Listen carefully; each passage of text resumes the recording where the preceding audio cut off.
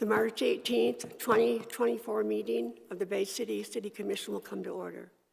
The city clerk will give the invocation, which will be followed by the Pledge of Allegiance. And I'd like to ask everyone to do a moment of silence for Mayor Marianne Ackerman, who was passed away a couple weeks ago and was buried on Saturday. She was the mayor of Frankenmuth, and also for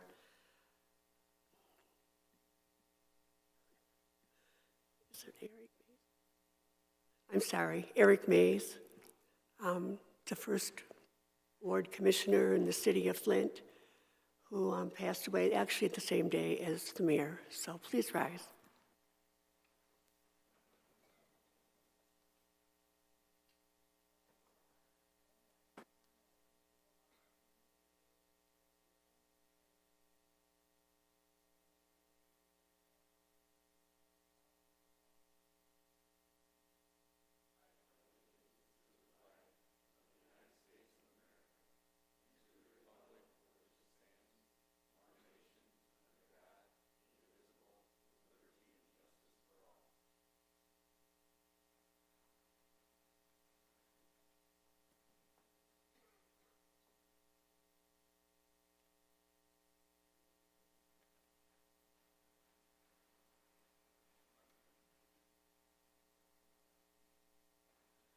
Will the clerk please call the roll? Commissioner Dockett. Here. Rivet. Yes. Bernie. Yes. Brunner. Here. Hilliker. Here. Gerard. Present. Nijvecki. Here. Clements. Here. Morris. Here. Madam Mayor. Present. We have a quorum. The next item, I've been asked by the manager to do the Employee of the Year before we do the 2023 year in review.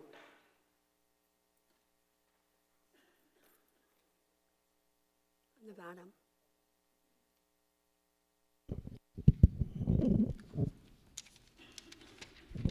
So if I could have Brad, Peter, come up please, and Director Rowell. So before I start this, we have an Employee of the Month program here at the city. Employees nominate their fellow employees for doing an outstanding job.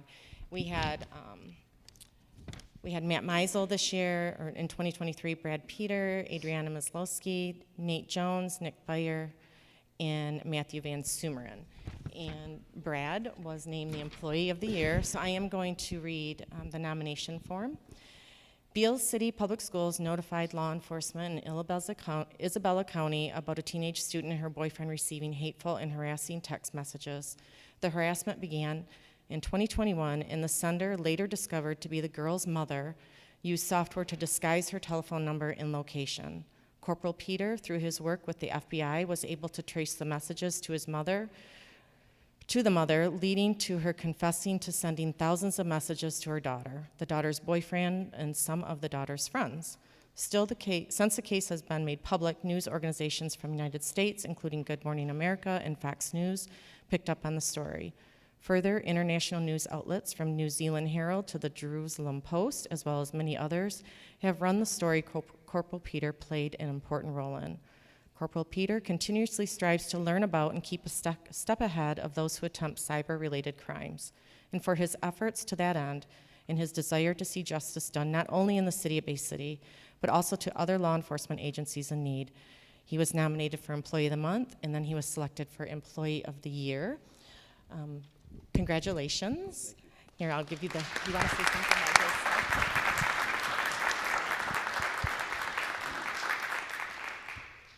Feel like a broken record talking about Officer Peter. We've worked together for 20 some odd years now, but Brad exemplifies what being a police officer is all about. We all refer to him as Top Cop. He doesn't really answer to Brad anymore. From this particular case that we were talking about that happened in Beale City, he's actually going to be a movie star now too, because Netflix contacted him about it. So we're going to add celebrity to the list here soon as well. But just an excellent police officer, one that exemplifies, like I said, what being a police officer is all about, dedicated from day one till 20-some years into it. He's still dedicated as he was when he first started. So congratulations, couldn't be more deserving. Allison's going to come up and take a picture. We also have a couple gift certificates for you. The DoubleTree does donate a gift certificate. We have another one here as well. I'll put it in your box here because Allison's going to take a picture.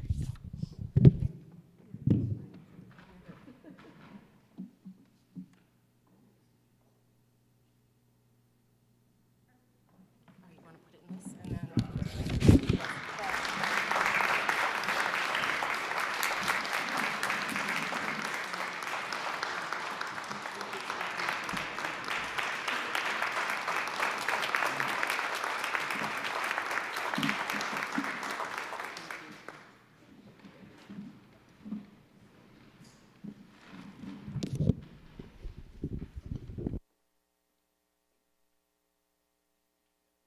Thank you for all your service, too. We appreciate you. The next order of business is presentations, proclamations, awards, and recognitions. And at this time, I believe we're going to do the review, 2023 review. While they're setting it up, we used to do an annual meeting. In the past couple years, we've switched to doing a year in review of everything that took place in 2023 from all the departments.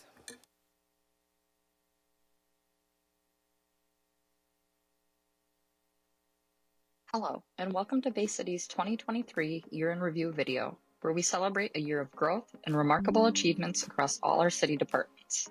As we look back on this year's achievements, we're reminded of the collective effort and the spirit that make Bay City a wonderful place to live, work, and play. Join us as we reflect on these milestones and more. In 2023, our utility customer service team maintained Bay City's operational flow by issuing nearly 300,000 utility bills and around 30,000 tax bills. Our counters saw a steady stream of residents with over 76,000 payments made in person, while nearly as many chose the convenience of mail. The ease of technology allowed over 38,000 bank drafts and a whopping 98,000 online or phone payments. We're also thrilled to welcome the 80 new users who signed up to use our online utility portal who joined the growing community. Maintaining the backbone of our financial operations, our accounting team issued more than 7,800 paychecks to our diligent city workers and handled over 5,800 vendor payments. They also processed almost 800 utility refunds, ensuring fairness and accuracy throughout city exchanges. Our fiscal services team has earned us a nod of excellence for the 17th year in a row. The team earned a Certificate of Achievement for Excellence in Financial Reporting by the Government Finance Officers Association. This recognition mirrors our dedication to accountability and fiscal integrity and the standard we uphold at Bay City. The Community Development Department of Bay City had a transformative year in 2023, launching initiatives and making strides towards enhancing the well-being of our community. In January, we kicked off the Emergency Housing Rehabilitation Fund, powered by Community Development Block Grant Funds. This initiative marked a step forward in our commitment to supporting low to moderate income homeowners. Over the course of the year, we provided critical home repairs to 13 families, including furnace replacements, water line and sewer upgrades, and roof replacements. Our mission to improve Bay City's accessibility and safety saw progress with the replacement of sidewalks and the installation of ADA-compliant corner ramps. These improvements not only make our streets safer, but also more welcoming for everyone in our community. Water safety is a top priority, and in 2023, we advanced by replacing lead water lines for 68 addresses. This project, supported by matching funds from the ARPA initiative, is a step toward ensuring all Bay City residents have access to clean, safe water. Children in Bay City saw their playtimes enhanced with the installation of new playground equipment at Roosevelt, Defoe, and Nate Doan parks. These revamped spaces are more than just playgrounds, they are vibrant community spaces where children can explore, learn, and grow. Bernie Street received attention in 2023, undergoing a full transformation that included reconstructing lead lines, water, and sewer system. This project is part of our effort to ensure a safe and healthy environment for our residents. In addition, CDBG funding also allowed community policing services to extend across the city, fostering a sense of unity and safety in every neighborhood. Finally, our department utilized funding to support the Good Samaritan Rescue Mission, covering 3 months of utility payments and providing much needed assistance to our neighbors facing housing challenges. We're grateful for the opportunities Community Development Block Grant funding has given us over the past year to be used for the betterment of our community. In the rental division, we've seen changes that reflect our evolving city. While the total number of registered buildings decreased, conversions to short-term rental properties brought a new dynamic. With a number of certified buildings and inspections in 2023, we're laying out the foundation for responsible and safe housing in Bay City. December marked a significant milestone, the approval of a new ordinance regulating short-term rental properties. With a focus on public health and community safety, this ordinance ensures Bay City retains its residential character while expanding lodging facilities for the benefit of all. In the vacant building division, our efforts to minimize vacant properties have been steadfast. The program's success is evident in the low number of long-term vacancies and voluntary compliance. In 2023, a review with the Center for Community Progress affirmed the program's effectiveness, ensuring we are maintaining our neighborhoods to a high standard. From participating in National Night Out to neighborhood cleanup projects, we've been actively engaged with our community through collaboration. In May, we kicked off our Beautifying Bay City cleanup initiative, clearing areas throughout Bay City that need revitalization. We partnered with Bay County Habitat for Humanity and Michigan Community Service Commission in September with Operation We Care to provide critical residential repairs to the home of a Bay City veteran. Our largest cleanup in 2023 took place in October, where we transformed and revitalized a large area just south of Burney Park. During this 3-day event, individuals volunteered from all over to help beautify Bay City. Throughout 2023, Bay City's Code Enforcement Division opened over 3,000 cases. Remarkably, 3,097 of these cases were closed with compliance. This showcases an impressive success rate in addressing violations. The team conducted over 8,000 inspections and issued around 300 notice of violation tickets to ensure property upkeep and safety throughout Bay City. Only 103 cases required court scheduling, meaning less than 3.2% of total cases needed judicial involvement. This low number of cases reflects the effectiveness of the initial enforcement efforts taken. In 2023, our Planning and Zoning Division played a key role in guiding Bay City's development. We approached numerous projects, including plans for new constructions and modifications to existing plans, ensuring they align with the community's goals. The division successfully balanced historical preservation with modern growth. Our Planning Commission considered 6 total cases, which included 4 site plan reviews and 9 additional administrative review cases. The Zoning Board of Appeals heard 5 total cases for variances, while the Historic District Commission received 38 applications. Alongside our Planning and Zoning Division is our Building Division, handling construction, demolition, floodplain, sign, soil erosion, and sedimentation permit reviews keeps this office busy throughout the year. In 2023, 2,022 total permits were completed and 3,756 inspections were finalized. The 2023 year had a continuous flow of permit applications. Residential permits covered new foundation repairs, demolition, additions, renovation, alterations, and new homes. The commercial side was very busy with multiple new commercial buildings. Projects of interest include the addition of Starbucks in the Uptown Riverfront development, to Merson starting a multi-year expansion that includes alterations, additions, and 4 new buildings. 2023 was a notable year for our economic development team in Bay City. Our team has been driving projects that not only continue to shape the community, but also the future of our city. With over $46 million in capital investments, 2023 has set the stage for growth and innovation. From the heart of our community to the waterfront, each project is a part of Bay City's growth. Some key projects in 2023 included Goujon Brothers Inc., who embarked on a significant investment to modernize their operations and enhance manufacturing while creating new employment opportunities. H2O's invested to rehabilitate a functionally commercial building, which is now home to a new waterside restaurant. North Peak Brewing's investment into the rehabilitation of a functionally obsolete commercial building is still underway. And furthermore, in 2023, Merson announced an expansion for over the next 5 years, which is expected to significantly increase their workforce and manufacturing operations and capabilities.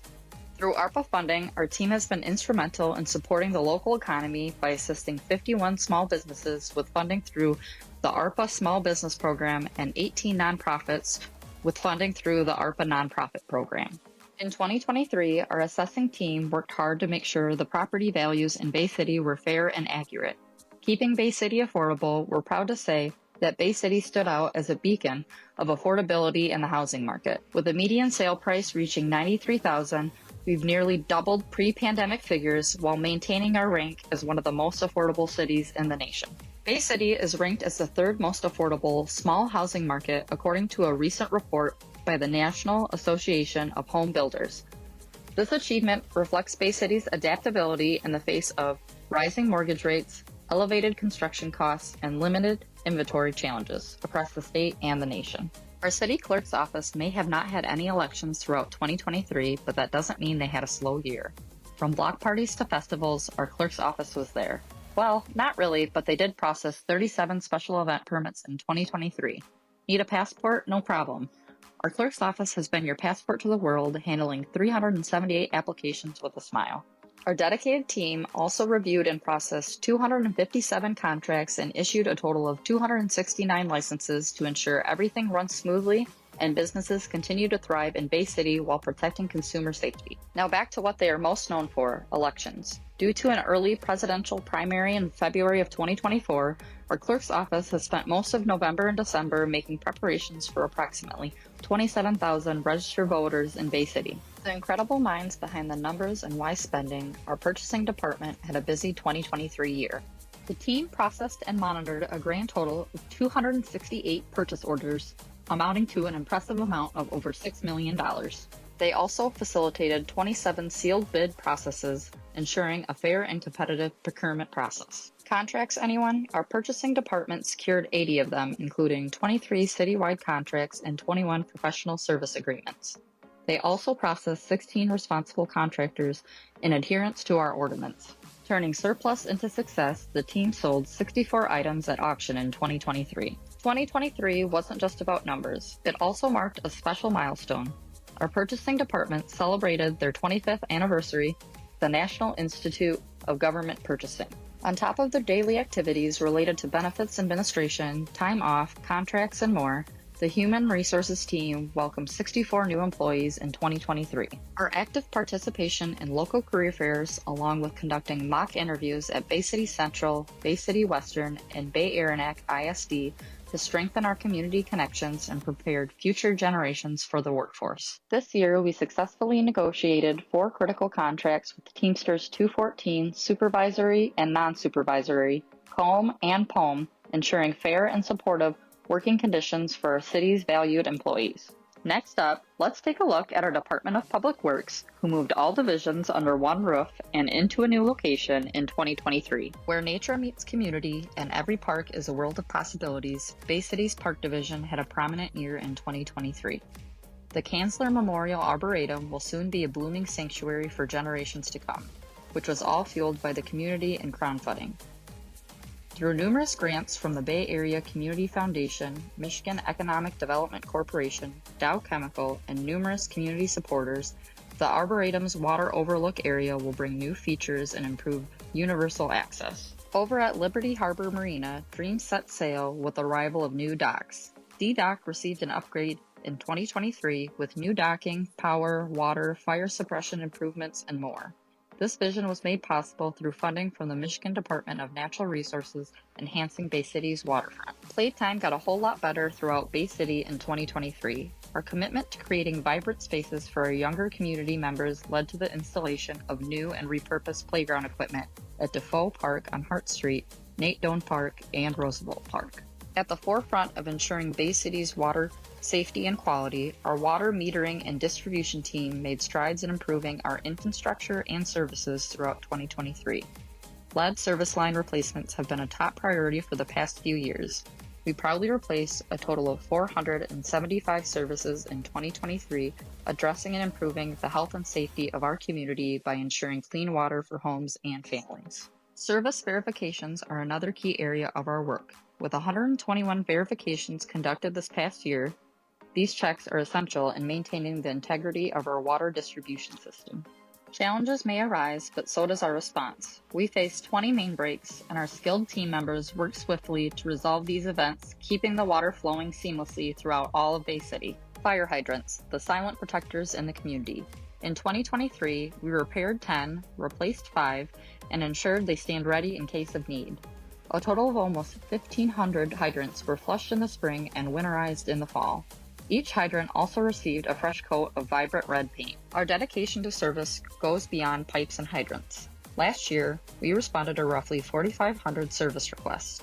Whether it was a service shutoff, addressing continuous use, managing meter leaks, or handling calls, we were there for you and will continue to be. Investing in our team is investing in our community. 7 of our employees either passed their first or advanced their required state water certifications, ensuring that our workforce is skilled and ready to meet the evolving needs of Bay City. Shaping the roads we travel and the community we call home, our Streets Division has been diligent in their maintenance of 450 lane miles of roadway. In 2023, our commitment to safety took a leap forward with the installation of new radar speed signs along Columbus Avenue. These signs serve as a reminder to all to slow down and navigate our streets responsibly and can be moved to areas where they are most needed when needed. But safety doesn't stop there. With the integration of state-of-the-art weather cameras, our streets team keeps a vigilant eye on changing conditions, ensuring our roads remain safe and accessible through sun, rain, wind, or snow. 2023 was quite the year for our fleet division. They serviced a remarkable number of equipment pieces, 375 to be exact. Our maintenance efforts went beyond just numbers. Each vehicle received attention, ensuring they were road ready and reliable. Our fleet technicians have over 145 combined years of automotive and heavy truck experience. Each technician holds at least 14 different certifications covering both auto and heavy truck applications. Regular checkups, preventative maintenance, and swift repairs, our fleet division has kept the wheels of Bay City turning smoothly all year. From fire engines to mowers to utility trucks, every vehicle plays a role throughout Bay City. In 2023, our engineering division advanced their journey to enhance the foundation of our city. From citywide sidewalk safety projects to low to moderate income CDBG sidewalk repairs, we've been investing in the safety and accessibility of our pedestrian pathways, ensuring every step is a secure one. Our commitment to smoother journeys extended to our roadways, with projects like the Columbus Avenue preventative maintenance and the reconstruction of Eddy, McClellan, and Burney Streets. We paved the way for a more efficient transportation network. From Grant Street to Saginaw Street, Kosciuszko Avenue to Winona and beyond, our roads underwent vital rehabilitation, ensuring they endure the test of time. But our time wasn't just focused on concrete and asphalt. We listened to the heartbeat of our city, gathering crucial input from residents on transportation safety and non-motorized travel. We also introduced a new GIS portal, revolutionizing access to city services and empowering residents with real-time information at their fingertips. In 2023, our sanitation team took Bay City's commitment to a cleaner, greener environment to new heights. Giving residents the right tools to make recycling easier and more efficient resulted in a huge change in 2023. Last January, we kicked off our bi-weekly recycling service, with each Bay City resident getting a spacious new 96-gallon recycling cart. These carts were provided at no extra cost thanks to a generous grant funding from the Recycling Partnership and the Michigan Department of Environment, Great Lakes, and Energy. We hosted several impactful events at the Bay City Recycles Drop-Off Center, with the Earth Day event in the spring and the fall recycling event during early autumn. These events help community members clean up and clean out their homes in a manner that is more responsible to the environment than tossing them curbside. Inspiring the future generation of recyclers, our sanitation team visited schools, libraries, and community events to share the importance of recycling and how everyone's efforts contribute to the well-being of our community and our planet. New in 2023, Prairie robotic cameras were installed to monitor different contaminants that may have wound up in your recycling cart. This technology ensures that our recycling process is as efficient as possible, keeping non-recyclable materials out of the recycle stream while educating residents on what can and cannot be placed in the recycle carts. In 2023, Bay City's sewer maintenance team played a crucial role in keeping our city clean and functioning smoothly. The sewer collection system is utilized by everyone in Bay City, which requires constant cleaning and maintenance. Our skilled team embarked on a mission to maintain our sewer system's health, cleaning an impressive 45.45 miles of combined and sanitary sewer mains. Not forgetting the storm mains, where 2.4 miles received the same attention. Catch basins, the guardians against flooding, were not overlooked. Over 1,800 catch basins were cleaned and inspected, ensuring rainwater freely flow from our streets. Maintenance is only half of their story. The division tackled 80 storm sewer system repairs and made 63 crucial improvements to the sanitary and combined systems, ensuring reliability and preventing issues before they emerge. Embracing technology, we rehabilitated our sewers using lining techniques, adding years to their lifespan without the need for complete replacement. Through teamwork, innovation, and relentless dedication, Bay City's Sewer Maintenance Division ensures our city remains a wonderful place to live, work, and play. Welcome to Bay City's wastewater treatment plant, a key player in keeping Bay City clean and safe. Throughout 2023, our dedicated team has taken strides to maintain and improve our city's water quality. Thanks to these efforts, Bay City's wastewater treatment plant has successfully treated 3 billion gallons of water and managed thousands of tons of waste. 2023 also marked a period of major upgrades, including the replacement of crucial equipment like retention basin number 2's dewatering screw pumps, a vital step in treating Bay City's wastewater before it is delivered to the Saginaw River. Introduction of a new modern emergency generator has armed our facility against power outages, ensuring uninterrupted operations and the continuous safety of our water. Through hard work and innovation and community support, Bay City's wastewater treatment plant is setting a standard for sustainable living. Together, we're working towards a brighter, cleaner future for Bay City. In the busy heart of Bay City Electric Light and Power has been illuminating lives and bringing energy and excitement to our community in more ways than one. From engaging events like Customer Appreciation Day to Sustainability Bingo, we've not only powered homes, but also empowered our community members to live more sustainably. When it comes to power outages, we know they can be more than just inconvenient. That's why our team is dedicated to not only quickly resolving these issues, but also working to prevent them in the first place. Our system's availability rate of 99.9886% shows that our proactive approach means we're always ready to restore service swiftly and safely. Our vegetation management team's efforts to plant new trees along our city streets have not only improved our landscape, but also played a crucial role in enhancing our local environment. This initiative demonstrates our dedication to creating a greener, more vibrant Bay City.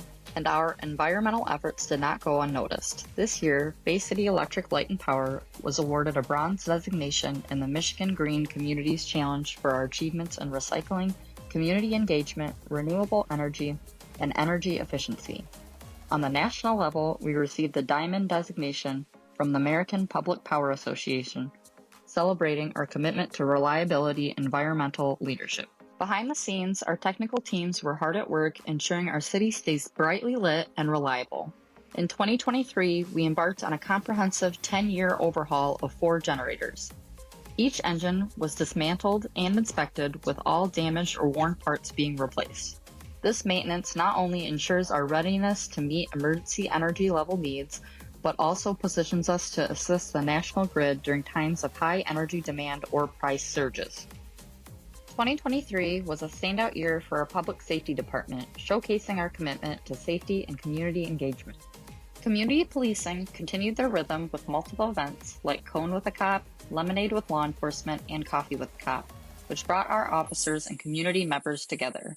Initiatives like National Night Out, Presence in Patrol Cars, and Shop with a Hero highlighted the festive spirit in Bay City, while the Youth Leadership Academy shone a light on our investment in the next generation's potential. Our dedication to service extends beyond the call of duty. Our team also made a splash by raising nearly $25,000 for the Polar Plunge and Special Olympics. Continuing our effort to protect and serve our community, the Bay City Department of Public Safety continues to incorporate new ways to perform various jobs. The introduction of new drone team marks a leap forward in our department's capabilities, providing an eye in the sky for surveillance, search and rescue, and disaster response. Our Fire Academy hosted its 3rd successful year, training recruits from across the region and maintaining its reputation as a premier learning facility. Our firefighters also stayed sharp with specialized trainings, including the annual ICE training, ensuring readiness for any scenario. A significant stride in our approach to public safety has been the formation of the Quick Response Team. Quick Response Team members strive to combat drug addiction within our community. This past year, they reached out to 97 homes, offering support and resources to those battling addictions, with 7 people accepting coaching. With incredible behind-the-scenes work, Our information technology team ensures our city's tech gears keep running smoothly. With nearly 2,600 service requests resolved in 2023 alone, our IT department officially handles each challenge brought their way, keeping our systems operating efficiently. As we conclude our journey through Bay City's 2023 year in review, we're left with a sense of pride and optimism for the future. To every department, division, and employee that has contributed to our city's success this year, thank you. Your hard work and dedication in Bay City has been the driving force behind our progress. Thank you for being a part of our city's journey. Here's to a year of progress and even greater things to come in 2024.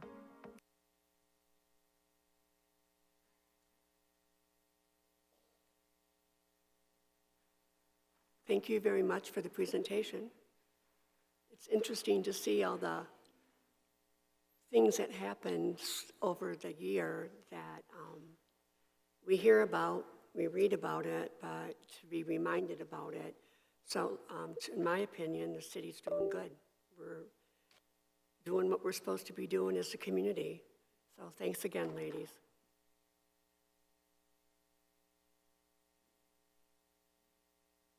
The next order of business is the adoption of the agenda. Do any members of the commission wish to add an item? Seeing no one, is there a motion to adopt the agenda? Commissioner Dockett? Thank you. Move to adopt the consent agenda. Is there a second? Commissioner Morris? Second. Will the clerk please call the roll on the adoption of the agenda? Commissioner Rivet, Yes. Burney, Yes. Brunner, Yes. Hilliker, Yes. Gerard, Yes. Nijveki, Yes. Clements, Yes. Morris, Yes. Dockett. Yes. 9 yes. The agenda is adopted. The next order of business is the consent agenda. Do any members wish to have a change? Commissioner Gerard? Just a resolution 9. Resolution 9. Sorry, and that's a resolution regarding the MDOT contract Thank you. for the reconstruction of Lafayette Bridge. Okay. That'll be on the regular agenda. Anyone else? Commissioner Rivet? Item 13, just for clarification, there was no rationale or reason given for it, so I just was looking for clarification. All right. 13 will be on the regular agenda. Anyone else? Seeing no other changes, the next order of business calls for public input on the consent agenda. This is the opportunity for citizens to remove an item from consent for consideration on the regular agenda. If anyone in the audience wishes to make a change to the agenda, please come to the microphone, sign the registration sheet, state your name and address for the record, and the item you wish to have considered on the regular agenda.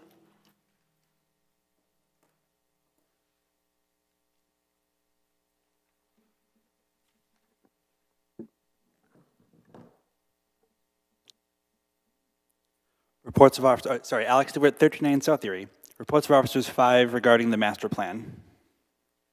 That's it tonight? Thank you.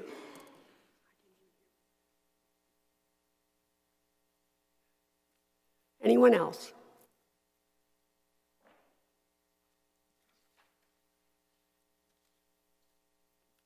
Is there a motion on the consent agenda? Commissioner Hilliker? Move to approve. Is there a second? Commissioner Brunner? Second. Will the clerk please call the roll on the adoption of the consent agenda? Commissioner Burney, Yes. Brunner, Yes. Hilliker, Yes. Gerard, Yes. Nijveki, Yes. Clements, Yes. Morris, Yes. Dockett, Yes. Rivet. Yes. 9 yes. It has been approved. The next order is remarks of the mayor and commission. I would like to make a few remarks. And number one is to thank the 3 commissioners, and the 4th commissioner was in the parade too, walking with his wife. And Rochelle, Hilliker. So it was nice to see the guys carrying the sign. I unfortunately couldn't make it, but I watched it on TV. It was a really great parade. And so thanks to you all for marching yesterday. Also, a couple weeks ago, I was in the building. I performed a wedding here in the chamber, and it was a very loud wedding after they left the chamber. I was in my office with the door closed, and they had went up to the 4th floor for pictures, and it was like they were right in my office with me. So I know that there were staff who were probably wondering what was going on. So I apologize for any disruptions that you all had to deal with. And I think that's pretty much it. And I know that Commissioner Dockett and Commissioner Gerard, you want to talk too? Okay. All right, all right, Commissioner Dockett, I think your hand was up first. Thank you. I have two things. First one, it's starting to get warmer. I have residents on Water Street that are letting me know that the drag racing has started for the season. And I know that there are speed bumps on the way. Just wondering if there's a timeline on that. Through the chair to the city manager. Thank you. I believe it was the first week of May in that area, if I recall. Okay. I know we got to get past the snow. There's concerns about the snow plows and stuff. Yes, correct. First week of May is the plan. Yes. Okay. The second thing, yesterday we walked in the parade and there were a couple houses that, or a couple properties I noticed coming down Center that I know were in various stages of development at one point, but they died due to some parking restrictions. I haven't spent enough time with the master plan to see if parking minimums have been adjusted as a part of that, but is that something that's on the horizon? Because I'd like to see all of Center nice. I think we'd like to see all of the whole city nice, but Center was where I happened to be walking yesterday. So I'm looking at Terry and Tony. We will do a presentation to you, so I'm sure that'll come up during that, but I don't know, do you want to answer from them right now? No, it's fine. I'll get it later. Thank you. Okay, all right. That's all I have. Thank you. Thank you. Commissioner Gerard? Yeah. Okay, Commissioner Burney. First, I'd like to address our Sergeant at Arms. We talked, I always have to address you because I want to make sure that I'm saying the proper things, and I would like to talk and not be shut off, and I have some questions that I'd like to ask you. So is it okay that if I talk, as long as I'm a good girl, is it okay if I ask you some questions, please? It's your time. Say whatever you want. I'm not going to guarantee I'm going to answer you. Okay. As I've been saying, I've been wondering what's going on with the State Theater. So it came to my attention, a question I wanted to ask you, are you affiliated with Mike Bacigalupo with the State Theater when it came to you in this NPFL?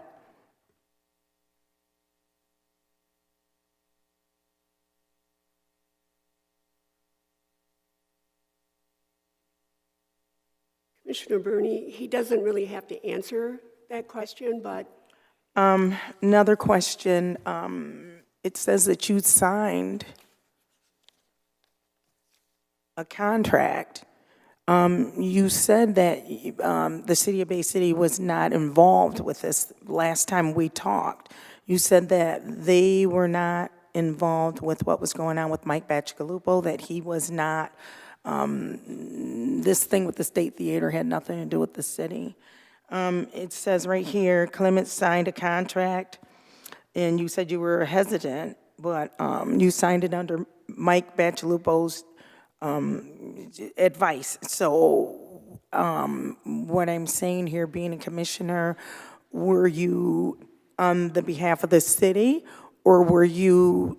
was this you in the fishing tournament? Is this your job? Was this you doing this on your own? Because solicitation, being a commissioner and using your commissioner status is against the rules. So which is it? Are you, were you using this as the City of Bay City under a contract that you signed with the State Theater? With Mike Bacigalupo, or is this something you are doing on your own and making the funds on your own? Or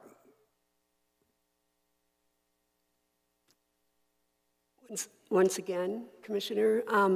Okay, thank you. You all set? Yes, I am. Okay, thanks. Commissioner Gerard. Thank you very much, Mayor. Just a couple things. I want to say congrats to all the racers out there. If you didn't see the race medals, I ran both the 8K and the 5K race, and Where's your costume at? I did not wear my dinosaur, my T-Rex costume. I wore it during the 5K race, and I'll explain why. It was my granddaughter, who just turned 3 years old.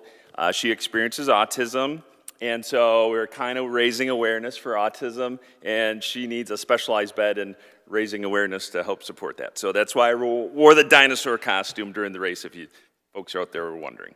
It was a good time, so thank you for all those that supported that race and put it together. Also, the Parade Association, it's a year-round event. I mean, they're planning all year round, so kudos to those folks. Yeah, I look forward to it every year, and I know a lot of our community residents look forward to that. And the snow held off a day, so that was great. I also want to bring up the Infrastructure Subcommittee Group is going to be meeting March 25th. It's at 3:30. Mark it down.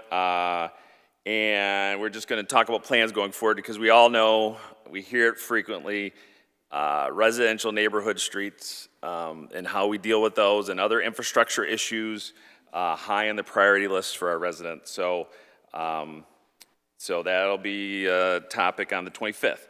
Lafayette Bridge update briefly. Last Tuesday, there was a coordinated meeting.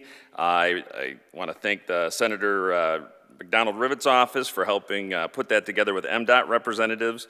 Did some clarification on some start dates potentially. They have not fully let the project out because of there's some permit things they had to get squared away.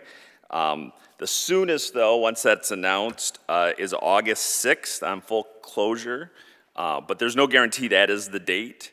But they have, once it's announced, there's a 39-month window from the time that's awarded to complete the project, so they have a range. But the closure, the maximum time that the bridge can be closed is 30 months. So just it is 2.5 years. So hopefully, however, that's part of the reason of that meeting is to kind of coordinate and look to support businesses that are going to be impacted. It's definitely a long time for those folks, and hopefully something can be figured out. There was other representation from Bay Future and the small business folks couldn't be there, but working on some kind of plan. So that's all I have at this moment. Thank you.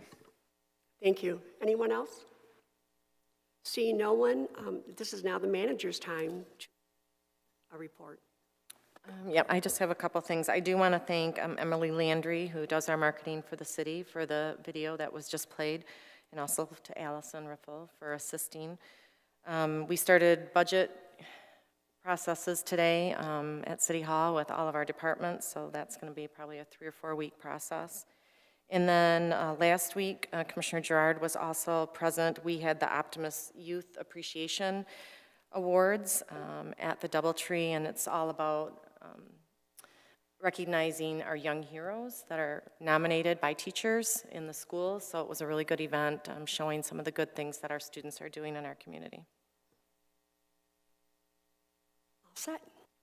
The next order of business calls for public input. Under the rules of the City Commission, each speaker will be allowed 5 minutes to speak. Commissioner Clements will serve as timekeeper. This is the opportunity for citizens to address the commission regarding any agenda item or any other matter.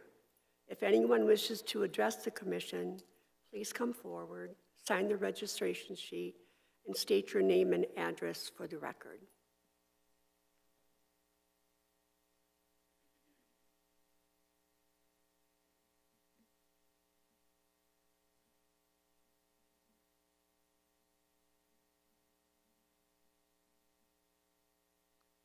Terry Veligan with the Bay City Bridge Partners, 300 Center Avenue, Suite 101. Have a quick couple of announcements for public notification. Bay City Bridge Partners will be sending out pay-by-mail notifications soon. These will go to registered owners of vehicles that have traveled over Liberty Bridge without a transponder.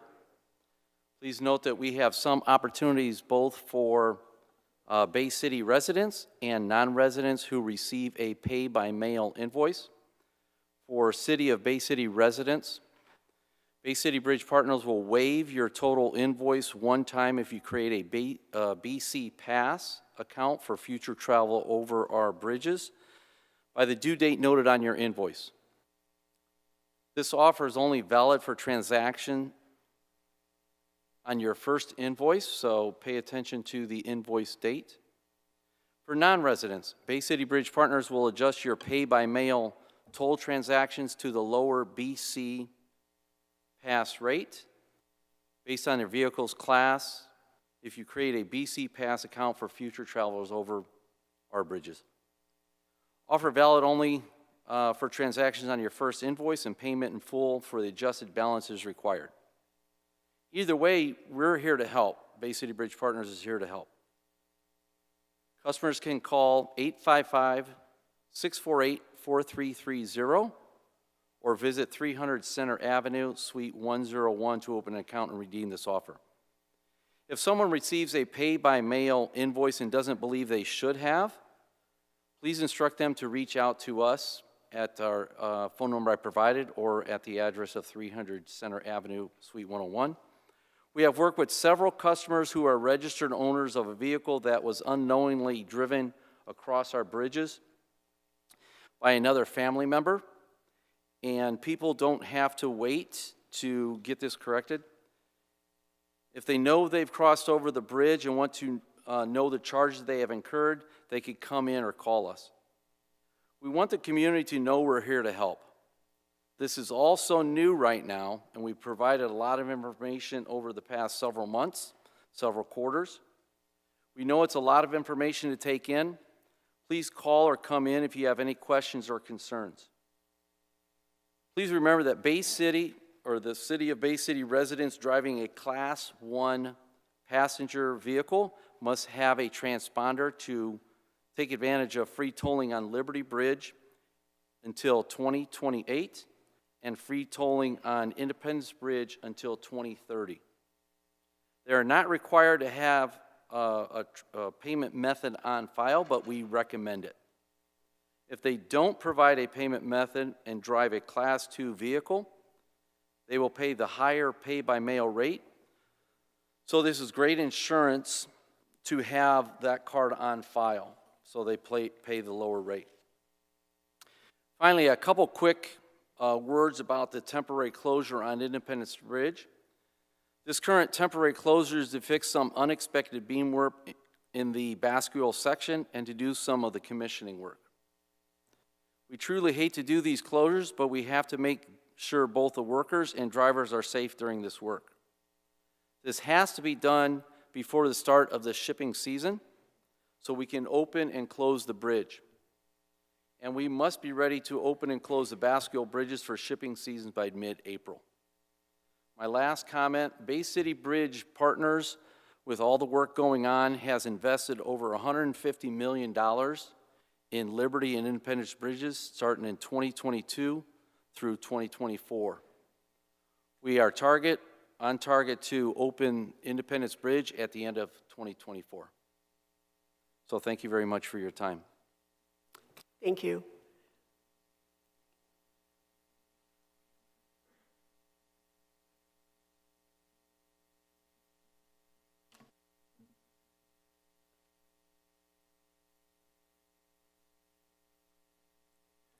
Alex, we're at 13 and South Erie. Before I begin with what I pulled from the agenda, I want to thank the workers who came into my house. I was the last house on my block with an unimpeded lead line, which means it was still safe, but it was needed to be replaced. I got that done last week. They're really helpful. I was able to stay home for a little bit that day to kind of see the process work. It's really interesting to see, and I'm glad that's finally done. And now for the item I pulled from the agenda about the master plan. This is designed to be Bay City proper. Like this is designed as the city of Bay City. Yet in it are photos from things that are not City of Bay City, and not things that are examples, actual items, like a high school athlete from a non-Bay City City of Bay City High School, or showing a marching band from an out-of-county high school. It's supposed to be designed for City of Bay City first. That's the goal of this. Designed to be a professional overview. Yeah, some of the photos selected look like pixel art images, as in page 4 and 8 in chapter 3 and page 8 in chapter 5. It's also designed to be up to date. Yet a photo has the old power towers across the river. Those were moved almost a decade ago. Cat's Meow and Sweet Boutique on Washington are still showing this. That was almost a decade ago. Or how about the light at Center at Washington, the first light to change? That is also visible. On page 8 in chapter 1, the gateways, the picture taken there shows that the panhandler that has been on the Monroe Township side of the city for over a decade is in it. Professionals trying to do a public relations publication would probably not want that there. It is a part of our area, but having that visible is not usually something that's in those packets. On page 8 in chapter 2, it shows what is an example of what is supposed to be a duplex from another location. But those are not duplexes. They are single-family homes without driveways.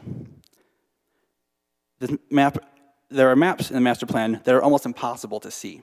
See page 9 of chapter 2, for example, or page 3 in chapter 24. Chapter 4. One of the segments on the land use chapter is to protect the riverfront, but only talks about developed uptown, downtown, and Vets Park areas. These are anything outside that zone. There's a lot of industrial, there's a lot of other residential, and there's some parks there that are left out. In chapter 3, the study for housing is used the 2016 housing study, and that, due to COVID and almost a decade since that housing study, is already outdated and flawed. For example, there's a part that really gets under my skin, the targeted investment areas. Essentially, if you're outside of downtown, uptown, Midland Street, or Columbus Avenue, they're calling you to bend the knee and have those areas prioritized. South End is excluded, Banks area is excluded. That is on page 6 in chapter 3. So it's telling investors or people looking at this, we don't want those parts of town. That's what it looks like. On page 10 in chapter 3, it calls for more accessible housing in Bay City, especially for our senior population. There's nothing wrong with that. But the areas that are highlighted for more development are in the historical district on the east side. Houses that will never meet those standards if we want to keep those houses standing. Something else I want to note, on page 13 in chapter 3 is a pie chart showing housing mix for different generations. Millennials are showing that they want townhomes almost as much as single-family homes. But I think a key insight is missing there. Townhomes are liked by my generation mostly because of the lower average cost nationally. In Bay City, townhomes cost more than the average single-family house.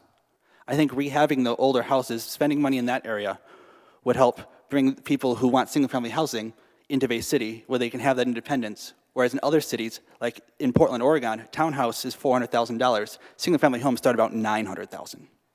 I think that's something that's missing from the packet. Page 5, in chapter 5, page 12, it's using flood maps that are outdated. Per this meeting we have right now, new flood maps are coming in. There's a public hearing. We're having it in about 5 minutes probably. And the coordination between city and the group that created this appears to be missing. In chapter 7, it shows State Theater having a primary effective entertainment, even though this was created, per the minutes in the back of the packet, to be created in January when things were already known to be going south. I think that needs to just be adjusted to be updated with current information. There seems to be a disconnect between focusing on the positive downtown being along the river and helping drawing people and helping being a cool breeze, compared to chapter 7 and page 14 on chapter 7, saying that higher temperature in downtown areas compared to outer neighborhoods. That's a contradiction. You can't have a higher temperature downtown while also having a cooler temperature downtown next to the river. Finally, the maps in the back of the packet aren't much better than the inset maps that I already noted, and they are split between pages. Formatting matters in this. This master plan, in my opinion, is at best half-baked. If we want to put our best foot forward, this needs to be cleaned up. Thank you. Thank you. Is there anyone else who would like to address the commission at this time?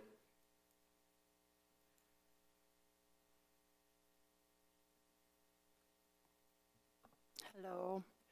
I'm not a ghost. Marie Kurzer. Haven't been here in a while, and I need to ask a question. I have some information. Would it be appropriate to give the clerk and the commission, or is it too late? Or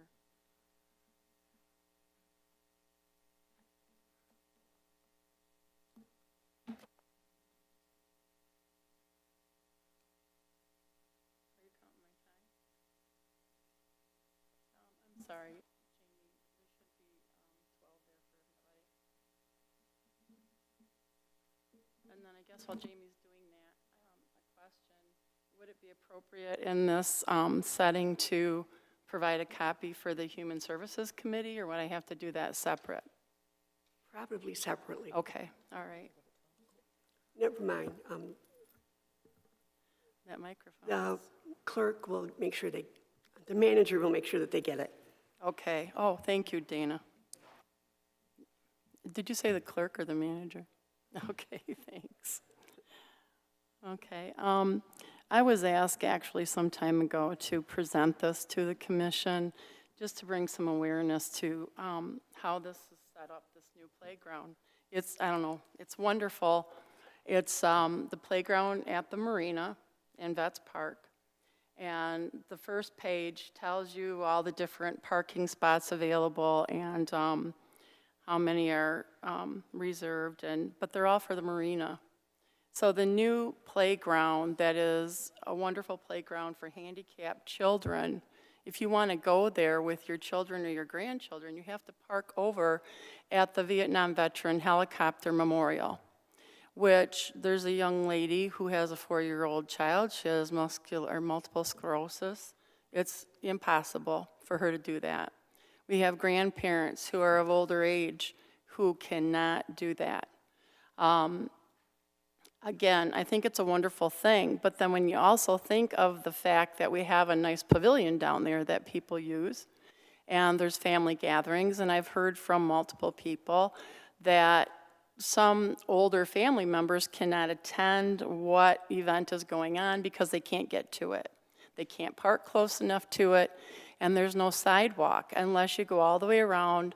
I call it the old warming building. Some people probably don't even know what that is, but the building down at Veterans Park, closest to the boat ramp, they have to go around that sidewalk and then come back around, which is almost impossible, and there's no way they can cross that bumpy, grassy area to get to the pavilion. I mean, so it's just not possible. So there's pictures that are in color, there's different things for the commission and the mayor and the clerk and manager to review, and the Human Services Committee, and the reason I involve them is because of the type of population that it involves. It's very disheartening to think that we have something so beautiful that people can't get to. The other thing is there's even parking places, I believe, for transient boaters, which for transient boaters, we have to have so many slips because they come in from another area.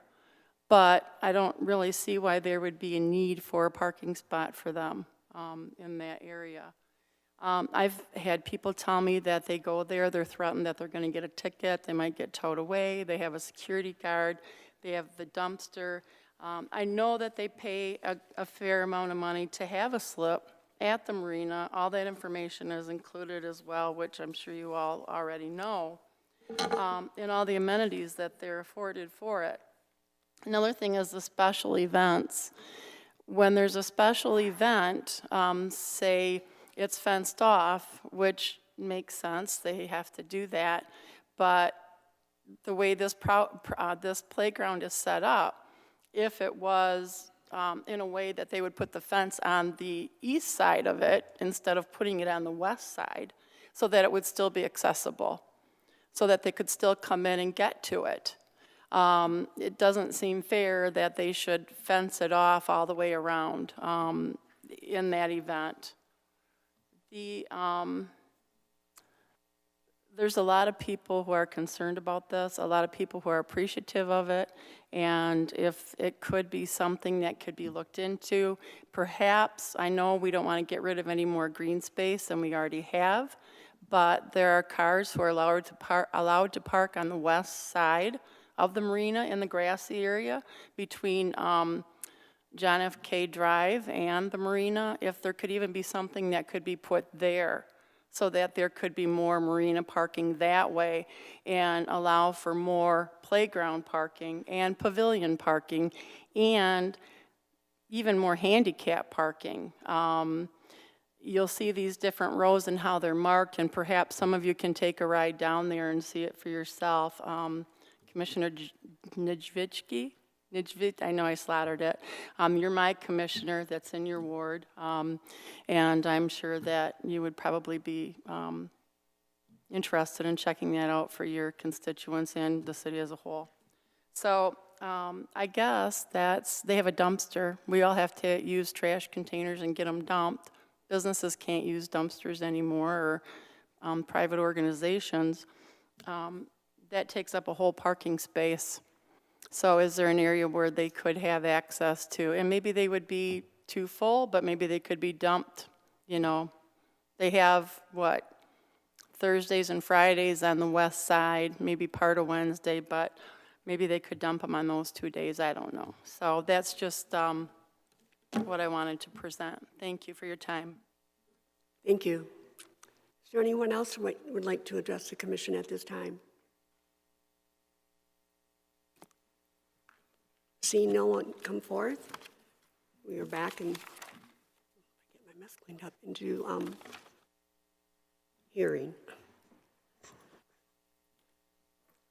This is the opportunity for citizens to address the commission regarding 3 different public hearings that we have tonight. The first one is the ordinance amendment to the Code of Ordinances, Chapter 62, Floods, Section 62-1 through 6258, regarding updated flood plan maps. The next one is establishment of a neighborhood enterprise zone at Iron Bridge at Wheeler Landing condominiums. And the third, Madam Mayor, can you hold on one moment? If the commissioners from the second and third ward would like to continue their conversation, can you please take it out to the hall? Because I can't even hear what she's saying with you guys having a conversation, okay? Thank you. thank you. And the third one is the establishment of a neighborhood enterprise zone bounded by Campbell Street, Elizabeth Street, Fitzgerald Street, and McEwen Street. Is there a motion to allow the public hearing? Commissioner Dockett. Thank you. Move to allow for public hearings 1, 2, and 3. Thank you. Is there a second? Commissioner Brunner? Second. Thank you. If anyone wishes to address the commission regarding the public hearing number 1, please come forward, sign the registration sheet, and state your name and address for the record.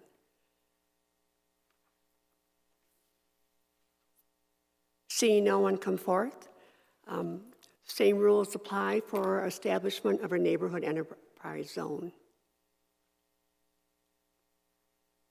And seeing no one, the third, same rules apply. Establishment of a neighborhood enterprise zone bounded by Campbell, Elizabeth, Fitzgerald, and McEwen Street.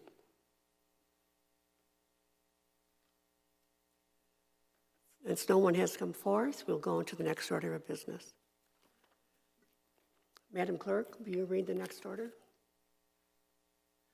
Special order, item 1, city manager recommending ordinance amendment of the Code of Ordinances, Chapter 62 Floods, Sections 62-1 through 6258 regarding updated floodplain maps. Recommendation approved. Is there a motion? Commissioner Gerard, Move to approve special order number 1. is there any discussion? I'm sorry, I need a second. Commissioner Brunner? Second. And now is there any discussion? Will the clerk call the roll, please? Commissioner Brunner, Yes. Hilliker, Yes. Gerard, Yes. Nijvecki, Yes. Clements, Yes. Morris, Yes. Dockett, Yes. Rivet, Yeah. Bernie. Yes. 9 yes. The motion is approved. The next item?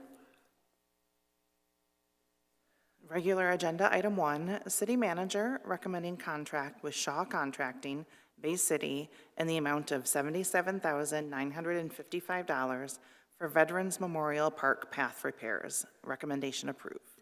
Is there a motion? Commissioner Hilliker? Move to approve. Is there a second? Commissioner Dockett? Thank you. Second. Is there any discussion? Commissioner Nijvitsky? Thank you. I will need to abstain from this vote because of my involvement with the Riverwalk and Rail Trail Committee. However, if I felt it prudent to cast a vote this evening, I would definitely vote yes, because this is a stretch in need of much repair for both aesthetics and safety purposes. Thank you. Thank you. Anyone else? Seeing no one else, would the clerk please call the roll? Commissioner Hilliker, Yes. Gerard, Yes. Nidvecki, Abstain. Clements, Yes. Morris, Yes. Docket, Yes. Rivet, Yes. Bernie, Yes. Brunner. Yes. 8 yes. The motion is approved. The next item, please.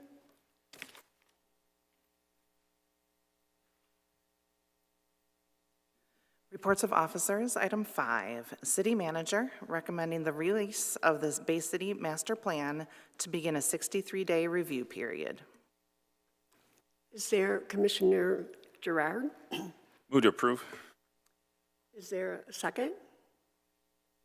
Commissioner Dockett? Thank you. Second. Any discussion, Commissioner Gerard? Thank you. Through the chair to the city manager, could we could have staff just come up and talk about how the plan was developed, the time frame, who exactly reviewed this, and just so everybody's aware. Absolutely. Terry can come up and go through the process.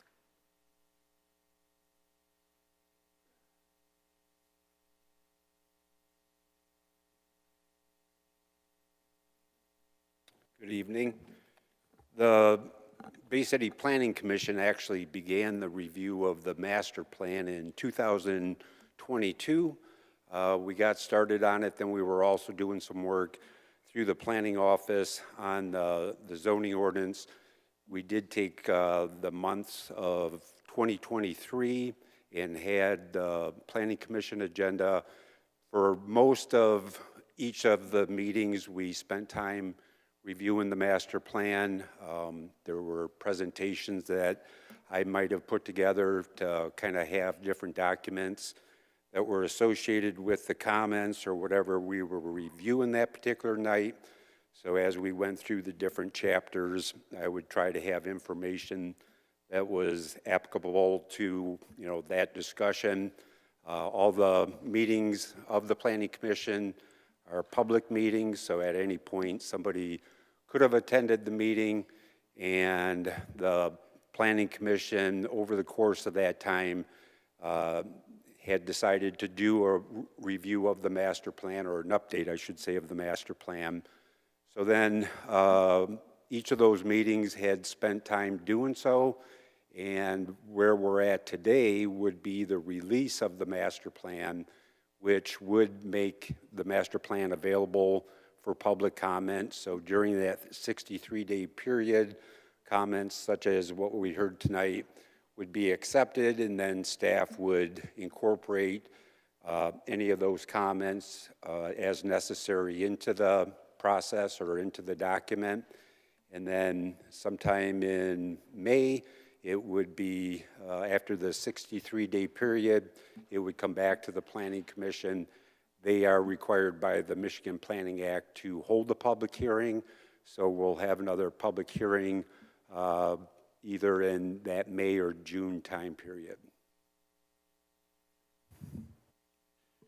Still have the floor. Okay, thank you. And so once that's gone through the Planning Commission, does it come back to us again for final approval then? When we did the 2017 plan, we're staying consistent with what we did there, where once the City Commission released it, then it comes back to the Planning Commission, and the Planning Commission approved it.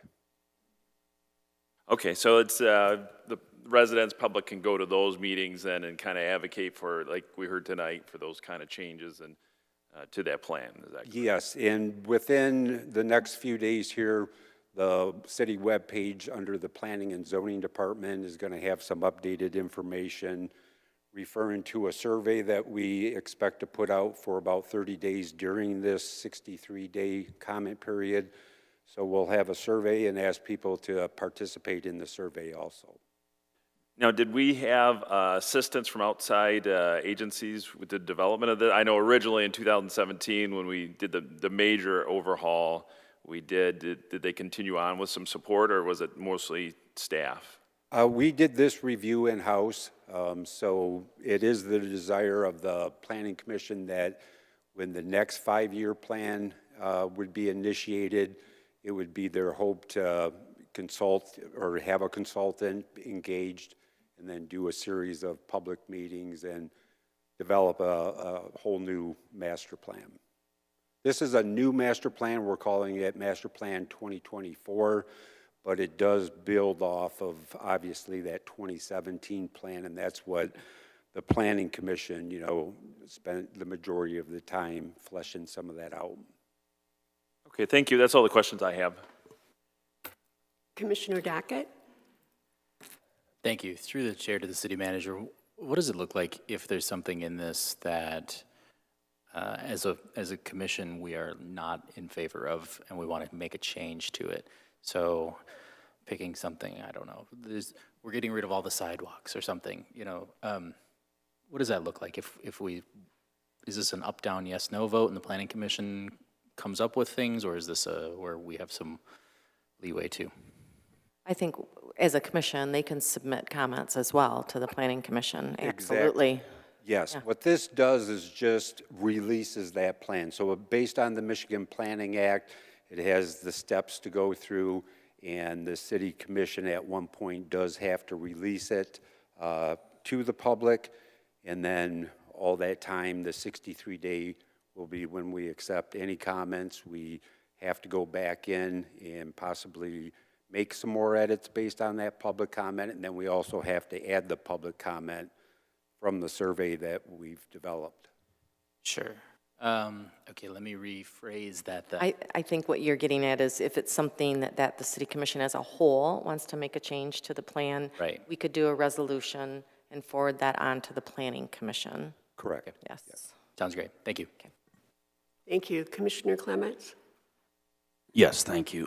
Through the chair to Mr. Multaine. A couple of the things mentioned by the speaker during public comment, probably pretty easy fixes or updates like pictures and stuff like that. That can be just easily. Yes, we'll take a look at those pictures. Actually, we did replace a lot of the pictures from the 2017 plan, so it's pointed in the right direction. We'll take a look at whatever ones that were offensive. Okay, thanks. And I do get what the speaker was saying about photos of a school that's not quote unquote in the city. So, a lot of people, they think, oh, you got a Bay City address, so you're in the city. Well, that's not the case, like John Glenn or Western or, Auburn Elementary School, even though it's a Bay City school, they're not in the city. So I think it is important, being that things that are within the city limits be highlighted. So thank you. Point taken. Thank you. Is there anyone else? Commissioner Ribbett? I guess I'm going to have to review the statute. So what you're saying is the commission could provide a resolution saying this is absolutely unacceptable, and the planning commission can reject that resolution, correct? Sorry, through you, Madam Mayor, to the planning director. Yeah, if it was to come to that at the end of the 63-day period, yes, because the Planning Commission will be having a public hearing. Yeah, that's clear. One of the parts about it that, master plans, and I've been in local government, township government for many years, but I'm seeing a significant number of things here that have nothing to do with the Planning Commission, right? Community identity strategies and economic development and all those kinds of things. I guess I'm trying to understand, the statute requires all those pieces. I mean, community master plan and zoning and planning and zoning, that part has always been the responsibility of the Planning Commission. But when we're talking about things like community identity strategies and economic development strategies, isn't that more a city commission function? Well, it is, and the description and actually the different strategies that are in each chapter, that is a result of the discussion that's within that chapter It does involve other city departments, so it is something that does apply, to the city. I guess the responsibility of the Planning Commission and the Planning Office is just to get that word out and make the document, a living document and a usable document. But those are items that, again, we built upon the 2017 plan, so there were accomplishments that in the strategies that we were able to achieve, even sometimes maybe unknowingly, but when you look back at the 5-year period and see what was accomplished, that's where some of those strategies were adjusted, or the ones that were not satisfied or achieved, a lot of those just remained as a strategy. Yeah, sorry, one last thing. I mean, I'm reading a couple of these things, right? Provide leadership. The city should play a leadership role with all groups engaged in the betterment and promotion of the city, maintain continued efforts. That's not the planning office's job. Next item was promote unique community assets. That's not the planning department's job. So I guess I'm curious why the planning commission, who would have zero authority or responsibility over these things, is making a decision on this. I mean, I understand it's, I guess it's how we're setting this up, but I'm just trying to understand how you're taking input from other departments and how this is being fully incorporated, because that's not your job at the planning department. Well, let me state that the Michigan Planning Enabling Act is a state legislation that municipalities follow. So our planning department follows that that planning act.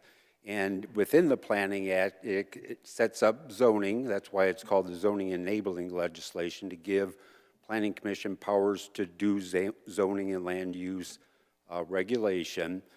And the responsibility for that document, which is the master plan, is within the responsibility or the role of the planning commission. And then the role that the master plan serves is to also, as I won't say a supplement, but it's a guide for a new zoning ordinance, which is the next thing that will follow this.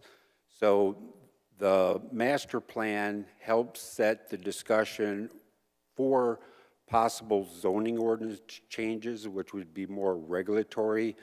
For example, on the issue of parking. If the master plan might talk about just general parking or parking on the streets in general, it could address that. But the actual rule or law that would incorporate such a law, that would be in the city code of ordinances. But the Planning Commission does have the authority through that planning act to develop the master plan. They're responsible to do that. And then they're also the same body that would promote it throughout the 5-year period. And then, like I say, it's also used as a stepping stone or a basis for the regulatory component of planning, which is the zoning ordinance. Thank you. You all set? Thank you, Madam Mayor. Thank you. Anyone else would like to speak with our expert? Seeing no one, you can go back to your seat, Mr. Maltain. Thank you for coming up. So we're all set for the roll call, right, Madam Deputy? Commissioner Rivet? Oh, okay. Commissioner Gerard. Yes. Nijveki. Yes. Clements. Yes. Morris. Yes. Dockett. Yes. Rivet. No. Bernie. Yes. Brenner. Yes. Hilliker. No. 7 yes, 2 no. Is approved. The next item, please. Resolutions, item number 9, Commission as a whole resolution recommending contract number 23-5419 with the Michigan Department of Transportation regarding funding for the reconstruction of Lafayette Bridge at the estimated city's portion of $1,665,536. Is there a motion, Commissioner Gerard? Move to approve. Is there any second? Commissioner Morris? Second. Thank you. Will you please call the roll? Or is there any discussion? I'm sorry. Commissioner Gerard? Thank you. Thank you, Madam Mayor. Just quickly, this is in this current year's budget, correct? This is budgeted from, where do those funds come from to support? This is going to come out of the city's major streets budget for fiscal year 25 through 27. And then this is the result, just to answer some of the questions for the resident, we have to contribute this towards that bridge for what reason? There's a public act that states that we have to financially participate in a state truck line construction project. Okay, so what is that, is like 18% of the project, I'm sorry, This one, the city's required to pay 8.75%. Okay, okay, not as. Oh, that's, yes. Okay, and so it's coming from major streets. The unfortunate part is that the federal government's putting up a lion's share of this funding, $73 million, which is great from the Infrastructure Act, and so it reduces the state's burden. Unfortunately, because of that same act, though, we're still required to put up $1.7 million. Which I've said it multiple times. I'm a little frustrated that the state kind of gets a break and the city still is contributing the same level. It'd be nice if our state folks would recognize that somehow, or I don't know if it's federal. Is that federally mandated that we have to, or is that a state matter? So state jurisdiction on that we have to contribute that. So the state action would have to figure out how to get rid of that. All right, well, I'm going to support it because we need the bridge and we know the condition that it's in. Yeah. But I'd still like to see that money go on our local streets versus that bridge. Thank you. Thank you. Anyone else? Now will you please call the roll? Commissioner Nijvecki? Yes. Clements? Yes. Morris? Yes. Dockett? Yes. Rivet? Yes. Bernie? Yes. Brenner? Yes. Hilliker? Yes. Gerard? Yes. 9 yes. The motion is approved. The next item, please. Resolutions, item 13. Commissioner Clements' resolution changing the April 1st, 2024 City Commission meeting to April 2nd, 2024. Is there a motion, Commissioner Clements? Move to approve. Is there any discussion, Commissioner Nijvitsky? Any discussion? Sorry, Madam. There was just no explanation in the thing, so I was just wondering why we're moving it, that's all. Commissioner Clements? Sure. A couple weeks ago, somebody asked me about, why are we meeting on the Monday after Easter? And I don't know. And they're like, well, that's Easter Monday. There's still schools closed on that day. And I asked the officers and Dana if there was any thought or appetite, and they said no, just we'd have to put a resolution. So here's the resolution. If it goes, it goes. If it doesn't, it doesn't. That's really all there was to it. You all set? Commissioner Bernie? I was thinking the same thing, but the thing is that it seems like this group clique that you guys have, you cannot, when you decide that you guys want to have something, a day off, or when you decide to get together and say, okay, we're going to just have this time off and is it okay, you excuse each other. When it's somebody else that you don't like, you don't want to excuse them. You don't excuse them. It's this has got to stop. If I'm trying to have my way, I'm going to clear this out. I'm running for mayor and I'm gonna thin it out. That's what I'm here for. This clique has got to stop. We're here for the people, not for each other. There ain't no clean the swamp, whatever the man says, it's drain it. It's time. This has got to stop. We're here for the people, not for each other. You all set, Commissioner? Commissioner Rivet? Sorry, no real, it doesn't really matter that much, except it's not a state or federal holiday, so I guess I'm just a little concerned about recognizing Christian holidays versus other holidays in our effort to be, I'm not sure what, tolerant, was that the resolution we passed, or diverse and equitable and inclusive? I just want us to think about that. Like I said, I don't have a significant objection to it, but separation of church and state, we've had a public speaker come in and talk about, or one of our citizens say, are we effectively maintaining that separation? And this may be something to think about. Thanks. Thank you. Anyone else, Commissioner Gerard? Just real briefly, I'm going to be traveling during that time, so I won't be at that meeting, so. All right, thank you. Commissioner Dockett? Thank you. Do staff have the day off that day? Pardon? No, we do not. Okay, thank you. Anyone else? Will the clerk please call the roll on the motion to approve? Commissioner Clements? Yes. Morris? No. Dockett? No. I'm sorry, I didn't get. I'm sorry, no, thank you. Rivet? No. Bernie? No. Brunner? No. Hilliker? No. Gerard? No. Nijveki? Yes. There's 7 no and 2 yes. The motion fails. Is there anything else tonight, Madam Clerk? There's not. Since this concludes our meeting, we are all excused.